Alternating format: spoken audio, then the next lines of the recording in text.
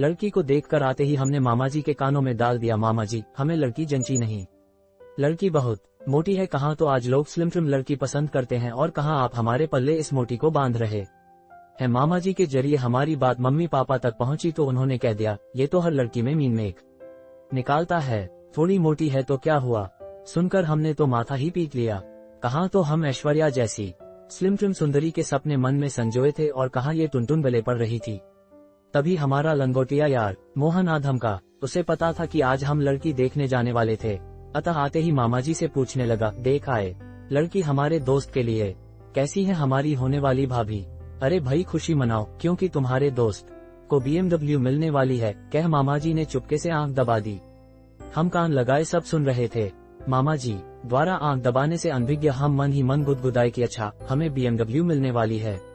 अभी तक हम लड़की के मोटी होने के कारण नाक भान सिकोड़ रहे थे, लेकिन फिर यह सोचकर कि अभी तक मारुति पर चलने वाले हम अब BMW वाले हो जाएंगे, थोड़ा गर्वान्वित हुए और फिर हमने दिखावे की नानुकर के बाद हाँ कह दी। वैसे भी यहाँ हमारी सुनने वाला कौन था जनाब। शहनाई बजी, डोली घर आ गई, लेकिन जब BMW के बिना डोली आई तो असमंजस में पड़ हमने अपने दोस्त मोहन से अपनी परेशानी जाहिर की।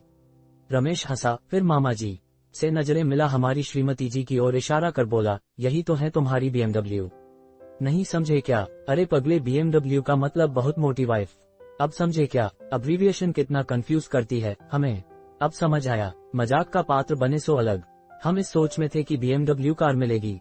खैर हमने BMW ओह सॉरी श्रीमती जी के साथ गृह प्रवेश किया। हमें फोटो खिंचवाने का शौक था और फोटोजेनिक फेस भी था, मगर शादी में हमारे सारे फोटो दबे रहे, बस दिखती तो सिर्फ हमारी श्रीमती जी। ग्रुप का कोई फोटो उठाकर देख लें, आसपास खड़े सूकड़ों के बीच घूंघट में लिपटी हमारी मोटी श्रीमती जी अलग ही दिखती। उस पर वीडियो वाले ने भी कमाल दिखाया, उसने डोली में हमारे पल्लू से बंधी पीछे चलती श्रीमती जी के सीन के वक्त फिल्म 100 दिन सास के का गाना दिल की दिल में रह गई, क्या क्या जवानी सह गई, देखो मेरा हाल यारो मोटी पल्ले पे गई, चला दिया।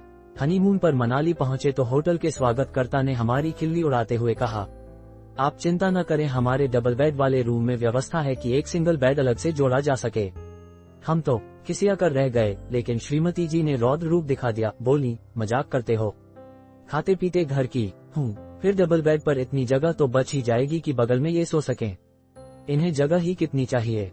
पता नहीं श्रीमती जी ने हमारे पतलेपन का मजाक उड़ाया था या फिर अपनी इज्जत बढ़ाई थी, पर इस पर भी हम शर्मा कर ही रह गए। हमारी हनीमून से वापसी का दोस्तों को पता चला तो पहुंच गए हाल पूछने, न हाल पूछने नहीं बल्कि छेड़ने, और फिर छेड़ते हुए बोले, भाई कैसी है तुम्हारी BMW। अब्रीविएशन के धोखे और लालच में लिए गए फैसले ने हमें एक बार फिर कोसा। हम अपनी बेचारगी जताते खींचते हुए बोले, दोस्तों हनीमून पर घूमने फिरने किराए भाड़े से ज्यादा तो श्रीमती जी के खाने का बिल है, अब तुम ही बताओ। कहते हुए जेहन में फिर वही गाना गूंज उठा कि मोटी पल्ले पे गई। अभी हमारी बात पूरी भी न हुई थी कि हमारे दोस्त मोहन ने हमें धैर्य बंधाते हुए कहा, बी पॉजिटिव यार, क्यों आफत समझते हो। वह सुना नहीं अमिताभ का गाना, जिस की बीवी मोटी उसका भी बड़ा नाम है, बिस्तर पर लिटा दो गद्दे का क्या काम है, और फिर मोटे होने के भी अपने फायदे हैं। हम इस गद्दे के आनंद का एहसास हनीमून पर कर चुके थे, सो पॉजिटिव सोच बनी। पर तुरंत रमेश से पूछ बैठे, क्या फायदे हैं मोटी बीवी होने के, जरा बताना। हम तो अभी तक यही समझ पाए हैं कि मोटी बीवी होने पर खाने का खर्च बढ़ जाता है, कपड़े बनवाने के लिए 5-6 मीटर की जगह पूरा थान खरीदना पड़ता है। उस दिन हम टीवी देख रहे थे कि तभी घंटी बजी। हमने दरवाजा खोला, सामने मोहन खड़ा था, अपनी शादी का कार्ड थामे। अंदर घुसते ही हैरानी से पूछने लगा, क्या हुआ भाई, छत पर तंबू क्यों लगा रखा है, खैरियत तो है न। हम ये देखने बाहर जाते उससे पहले ही श्रीमती जी बोली, अरे वह तो मैं अभी अभी अपना पेटीकोट सूखने डालकर आई हूँ। सुनते ही रमेश की हंसी छूट गई, फिर हंसते हुए बोला, हाँ भाई हम तो भूल ही गए थे कि अब तुम BMW वाले हो गए हो, उसका कब भी तो धोना सुखाना पड़ेगा न। BMW के लालच में पड़ना हमें फिर सताने लगा।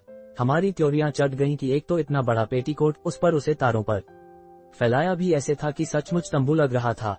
फिर वही गाना मन में गूंज उठा, मोटी पल्ले पे गई। खैर मोहन शादी का न्योता देते हुए बोला, समय पर पहुंच जाना दोनों शादी में। जनाब हम अपनी BMW को मारुति मेलादे पार्टी में पहुंच गए और एक और बैठ गए। तभी फोटोग्राफर कपल्स के फोटो लेते हुए वहां पहुंचा और हमें भी पोज देने को कहा। लेती हैं और थोड़ा बहुत खाकर पति के हवाले कर देती हैं, फिनिश करने को वहीं यहाँ उल्टा था, श्रीमती जी के कारण हमने हर व्यंजन चखा। उस दिन हम ससुराल से लौटे तो अपनी गाड़ी की जगह किसी और की गाड़ी खड़ी देख चिल्लाए। तभी श्रीमती जी बोली, अरे ये तो विशी की गाड़ी है, और फिर तुरंत अपने मोबाइल से विशी का नंबर मिला दिया। पड़ोस में तीसरी मंजिल पर रहने वाली विशी मोहल्ले की दबंग औरत थी। सभी उससे डरते थे। विशी तीसरी मंजिल से तमतमाती नीचे आई और दबंग अंदाज में बोली, ए मोटी, इतनी रात को क्यों तंग किया? कहीं और लगा लेती अपनी गाड़ी। मैं नहीं हटाने वाली अपनी गाड़ी। कौन तीसरे माले पर जाए और चाबी लेकर आए? क्या कहा? मोटी कहते हुए हमारी श्रीमती जी ने विशी को हल्का सा धक्का दिया तो वह 5 कदम पीछे जा गिरी। विशी की सारी दबंगई धरी की धरी रह गई। आज तक जहां मोहल्ले वाले उससे नजरें भी न मिला पाते थे, वहीं हमारी श्रीमती जी ने उसे रात में सूर्य दिखा दिया था।